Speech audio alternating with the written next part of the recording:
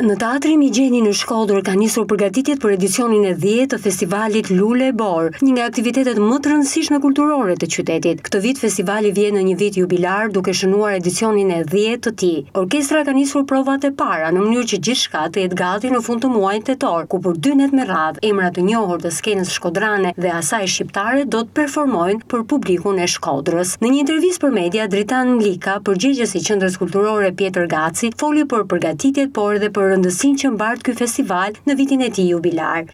Pra, siç e shihni, kanë filluar përgatitjet për festivalin Lule e Bor, i cili këtë vit vjen edicioni i 10 dhe ka hyrë në punë gjithë orkestra, duke filluar me bendin, duke filluar me pjesën e frymës kryesisht dhe me harçet.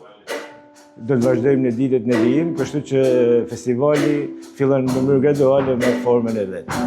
E rëndësishme është që pjesëmarrja në këtë festival vjen nga jo vetëm nga qyteti jonë, pra nga krijuesit e qytetit tonë, por vjen edhe nga rrethet, nga Tirana dhe qytetet e ndryshme të vendit.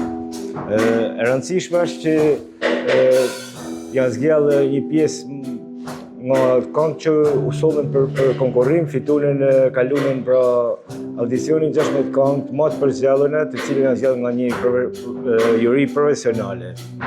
Shpresojmë që gjanat ecin mirë dhe të kenë një histori dhe një zhvillim më të mirë të festivalit, që të shohim artistikisht sa më lart dhe nga viti në vit të jena në nivele sa më të mira artistike. Pas përzgjedhjes së këngëve që do të marrin pjesë në këtë edicion, puna është përqendruar në përgatitjen e materialeve muzikore, të cilat siç është dhe traditë do të interpretohen live për publikun. Për 2 net me radhë, më 27 dhe 28 tetor, Teatri Migjeni do të mirëpres festivalin Lule e Bor, që në këtë edicion jubilar pritet të sjellë shumë surpriza dhe emocione për spektatorët.